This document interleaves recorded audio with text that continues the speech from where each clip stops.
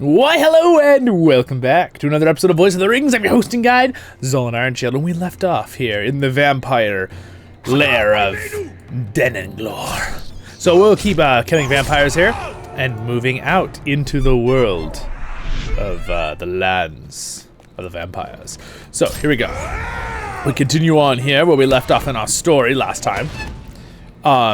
Attempting to figure out why when I switch my instruments it's staying on the same instrument. I think it has to do with possibly my outfit here. Do I have a certain instrument on? I do. I have a basic fiddle instrument on. Let's remove that. Yes, sir. There we go. Now we should have changes. There we go. That is why we weren't able to change our instrument in the previous episode. Problem solved. So now we're gonna be the bassoon.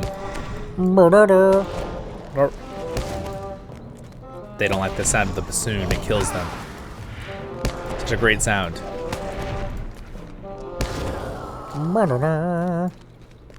Alright. Some more have bitten the dust, I guess you'd say in that particular sentence. Bite the dust would be kind of like after the fact. Ah, English. Such a fun language with all its exceptions to the rules. To be fair though, I took Japanese in college and that language is really hard too. Some of the things don't quite make sense. Like, it's fantastic they have multiple alphabets. And they even have two different alphabets, one for English words and one for their own words, which is really cool. But they kind of say things like inverted with their sentences, like, you know, what are you doing today? They more like your name, something, what are you doing? Like, it's like inverted, which makes sense. That's how they learn it, right? Which is cool. I really enjoyed learning Japanese. It's very, very cool. But it's very interesting how differently things are structured in how you say stuff.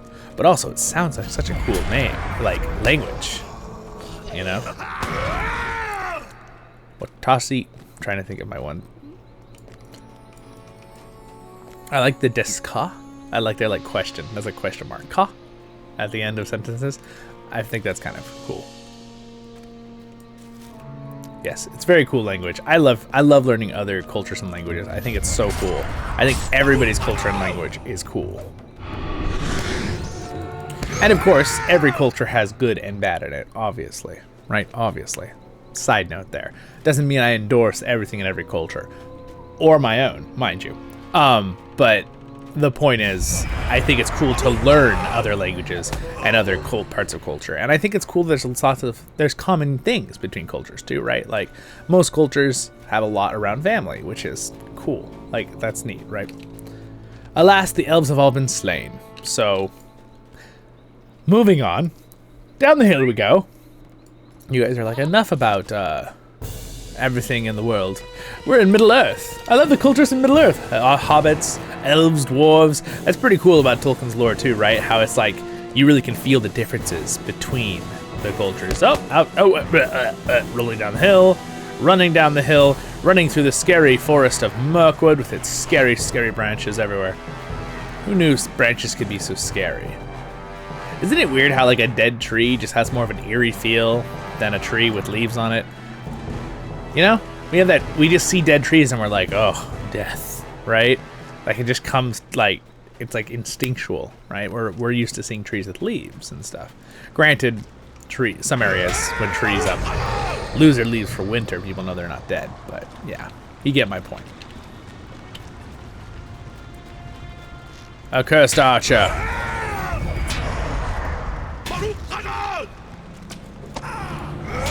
Alright, so we're looking for some kind of signs, remember, inside here? That's our goal.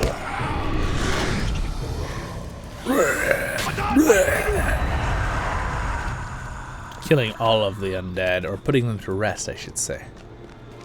Give it a rest, accursed archer. You've archered long enough.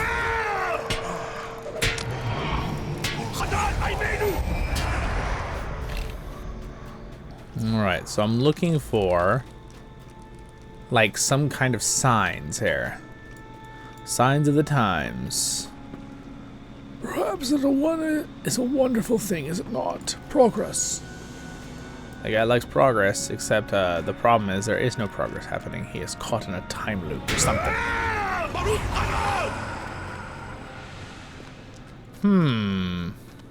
Oh, loose earth.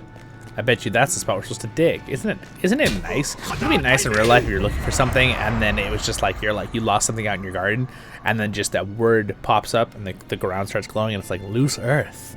And you're like, oh, that's probably where that thing is that I lost. I should look at that spot. Thanks, floating random words. Uncovered a battered book with several leaves missing, buried in the foundation of an old building. All right. The last thing we have to find is search for evidence of violence. Well, I mean, there's a destroyed place. Wouldn't that be evidence of violence enough? Why is there still like fires? Like, hasn't it been like years since this place was? Obviously, it gives a better feel to what's happening, but destroyed. Maybe it's more like spiritual fires. The ends. You have found some very old bloodstains. A gruesome scene took place here. Yes, quite gruesome. Very old bloodstains. In fact, I'd be very, very impressed and awed realistically that those bloodstains are even still there after 600 years. But yeah, very, very. I feel like it probably wouldn't happen unless this place just has been put under some evil spell. So the last thing we need is search for old weapons. I believe there's an old weapon rack or something around here, and I remember this one was really hard to find back in the day when I did this quest a long time ago. Now I'm talking like 6 years ago. I did this quest 7 years ago. I remember it was kind of challenging to find this one, and it was like more on this side by like the quest keeper guy. But like it wasn't quite in the circle, I remember. Aha! See, it wasn't quite in the circle. Oh. Good, gotta keep those memory things going. So anyway, there's some old weapons right here. This is where it is. It's to the right of the quest keeper. So if you're someone that's doing this quest and following, remember I made that comment a long time ago. If you follow my LOTRO Tales series, you can you'll see where all the quests are and how I do them. Obviously, it's a little slower way to do it because I'm casually doing quests. But now you know. It's to the right of the quest, the condemned villager. It's right there, minting those houses. Okay. You're welcome. All right. Moving. We gotta go turn in some quests. Do some voiceovers back over on the other side here. And there is a bridge to cross, so we'll just go over to the bridge. The condemned shade did a little whoop up and down that hill. You saw that, it was kind of funny. It is now dark outside, dark and dreary, Mirkwood. All right. Nervous Maladrim. Hey, Nervous Maladrim, shoot that guy that's coming across the bridge. He's like, no, I can't shoot that guy. Okay, you guys, sentinels, kill this guy, all right? Maladrim sentinels, do something. They're like, yes, sir. We've got him. All right, they'll deal with him. Oh, oof. Oh. Guess we're still in combat until, okay. All right, let's turn these in and get these cool stories. Okay, remember in the last episode we finished these? So let's turn these in. What can I do for you? What can I do for you? Very good. The spider threat is greatly lessened now, thanks to you, Voice of the Rings and Zollin Ironshield. The Maladrim owe you much. Man, that took a lot of work to get that last word out, didn't it? All right, well, here we go. What can I do for you? Alas, alas, it is just as I feared. Let this be a lesson to us all that no matter what distractions may tempt us while on the dock, on this dark and seldom traveled road, we must not stray from our course. Vainly did they pass into the west, never to return. Truly does my heart despair at this terrible news, though I long expected it. You have my most heartfelt thanks for your part in this. This is, by the way, the 3 spies that we found dead. My dear friend, I would still be driven mad with worry, but for your efforts. You are most deserving of trust of the Maladrim. You're welcome. I'm so sorry about your friends, Mr. Elf. Negavanet. Okay, so the sound is unbalanced again. The music is too loud. We're gonna do ambient sounds, combat sounds, and music down to 65. And we'll just drop this all by 5. And for some reason, we still have the combat sounds on because we came in here with combat. So I'm gonna go out, let it kind of reset, and go back in. There we go. Because that was kind of driving me crazy having 2 songs go at once. Problem solved. A little trick for you guys. Giving you little tricks. How can I be of service? How can I be of service? You have done it. This is wonderful, Voice of the Rings and Zollin. I cannot believe that such a treasure has been restored to us. I will keep this safe for now and send it to Lothlorien at the next opportunity. I cannot thank you enough, Melon. My precious. No, just kidding. She freaks out over the treasures. Whoa, all right. All right, there we go. Hey, we just increased our standing with reputation with the Maladrim, or the Golden Host. The Galadrim. So we should have gotten new titles. You must earn friend with, oh sweet, we got discounts now for all the stables. Alright, so we're now friends with the Maladrim. Which, so I can say friend of the Maladrim as a title. Cool. Also earned some points. We earned 10 LOTRO store points. Sweet. Always nice. So we're friends. And the next level will be ally, and then it's kindred, I believe, is the last one. Kindred is max. I don't think we're kindred with anyone, but we're allies with friends with a bunch of people in this character. Zollin has a lot more relationships with the world. What do you need? What do you need? Ah, I think I see. How sad, but I suspected it would be something of this nature. There was murder in this town, of what you have seen strong evidence. Here is what I think the condemned shades meant when he said that many of his folk were set in their ways, and the change was coming. The change was the Dark Lord, and some men resisted. I believe that the shades trapped here, have done their best to prevent the evil evidence never happening. Though it means their redemption will never be achieved. Even the gravestones lie. These shades believe that all is as it was just before the necromancer corrupted them. The murders are buried, collectively hidden. All were guilty, and all are determined to deny the truth. Oh, bummer. So they've kind of condemned themselves. Greetings. Greetings. Ah, this is just what I was hoping for. I am not surprised that someone took the time to bury it. Many pages are missing, as you can see, as in the case with the many aged books. This is the book we found. But these were deliberately ripped out. It is not a fine condition that the pages that were removed are from the Third Age, 2461, and the time same week that marks the accidental deaths of many folks who rest in the graveyard yonder. I would dearly like to find those missing pages, or at least hear the account that is missing from this book. Might I take a moment of your time? Might I take a moment of your time? So it appears that someone kept a faithful record, but this record was not to be the liking of those who carried out the murders. If you are still invested in the story of this town, you should look into finding the missing pages. Perhaps they have been destroyed, and perhaps not. But where to start? In the case of the hidden relics, sometimes it is best to start where you began. That blank gravestone was the first thing to rouse my interest in this mystery, and perhaps it can tell us more now. Alright, cool. Alright, we will go find that. Examine the gravestone. We've done it. We've done almost all the quests in this little haunted inn here. Doesn't really seem that haunted, actually, but we'll run down the road. We'll look at the gravestone one more time. And then pretty much this episode will be finished with the haunted inn and the Darstocks, and we will continue chapter 5. We may have to come back and forth a few times, but we have to find certain people, and we also then need to move the road to Eminloom. I think it's Eminloon. I think that's how you say it.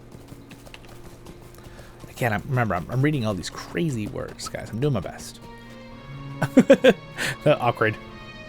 I think I'm doing my best. All right, here we go. Let's examine the stone again. Aha! Record keeper of Ondenheim. I like the name. Ondenheim. It's Ondergeheim. Odgeheim. I think that's how you say it. I should have stood with the four who resisted, but I did not. I watched it all happen only when they had perished, and I feel the effects of the true evil that was at work in Odegheim. Too late did I record the truth. When they found what I had written, they came after me as well. I anticipated them. Here is a copy of truth that was destroyed. Let this be my last effort on behalf of the true heroes of Odegheim who resisted the evil corruptions of the necromancer. Our blindness was our undoing. Yes, the necromancer came, promised much, and we saw the opportunity for progress and prosperity.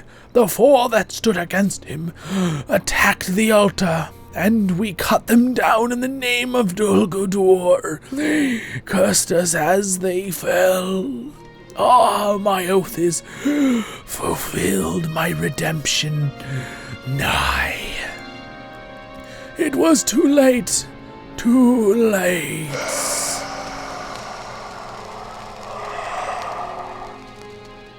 It's pretty epic. Pretty epic story there. Well, maybe he can rest in peace finally for telling the truth for the evil that he did, right? Wow. That was pretty epic. Pretty epic little moment there. Gave me chills.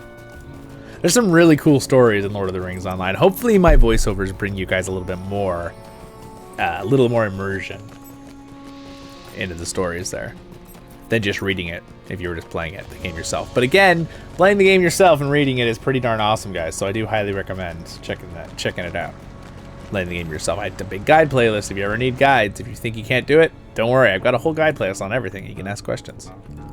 All right. How can I be of service? How can I be of service? I have found the lost pages. I am astounded. May I take a look? You have found the lost pages. At last, the truth, and so it comes together. Some of the townsmen resisted, and they were executed by their own folk. That settles the mystery. The guilty shade you spoke to before was the one who led the movement to accept the necromancer's advances here. He was also the one who led in the murders. Everything is documented in this account until the record keeper writes of his own guilt for not standing up for his fellow townsfolk. Here he writes that he knows his enemy will destroy the truth and execute him as well. This is the last entry by his hand. Well, it was brave of him at least, even though he made the wrong decision first. He made the right decision later, right? Would you do something for me? Would you do something for me? It's always good to tell the truth in the end, guys. It's good to tell the truth at the beginning and fight for the right thing. But if you do the wrong thing, it's good to still admit what you did wrong and then try to do better. In this case of this guy, he died then. So that was the ultimate sacrifice of truth. But to be saying the truth. But in real life, little things, it's good to, if you did something wrong, say the truth, guys. And then move on and do better, right? That's the goal. We have the truth now, but it should not stop here. The murderous should not be allowed to dwell under, and obviously this is the extreme, right? A murder, right? Evil. This is the extreme. I'm talking about little things, little daily things too. Dwell under their curse in this way, their guilt smothered and pacified by denials and lies. You must confront the shade again, but armed with the truth this time. I wish to see if he will admit his wrongdoing like an honorable man, but somehow I doubt he will. The mystery is solved, but what good is it if the murderers are allowed to endure? You will do much for the memory of those worthy men who perished in this horrible time of Odegheim. All right, let's go confront the guy who won't tell the truth and see if he will do the right thing. And if he doesn't do the right thing, well, we might have to banish him for the people who were in the rights. All right, look, a waterfall. Oh, I have an old screenshot of my character running across right here from a long time ago, like 10 years ago.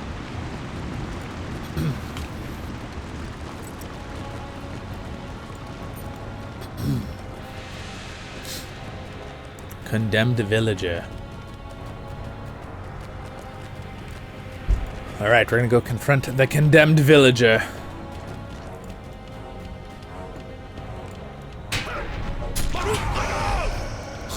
They're all like, no, you can't. All right. No, it is impossible. That story is no longer true.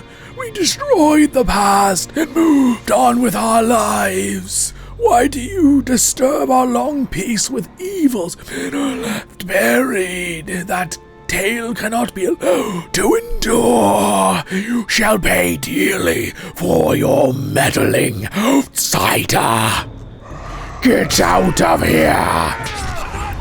All right, I will give you the wizard's cry of peace. Light.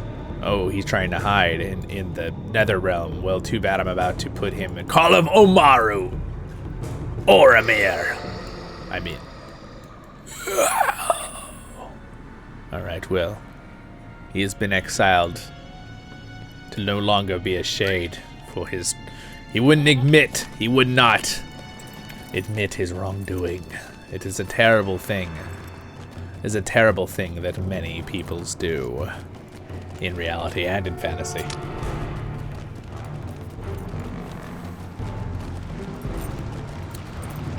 I'd make the joke at that point that, you know, he needs Jesus for his forgiveness, but I don't make that lightly as a joke. Everybody does need that.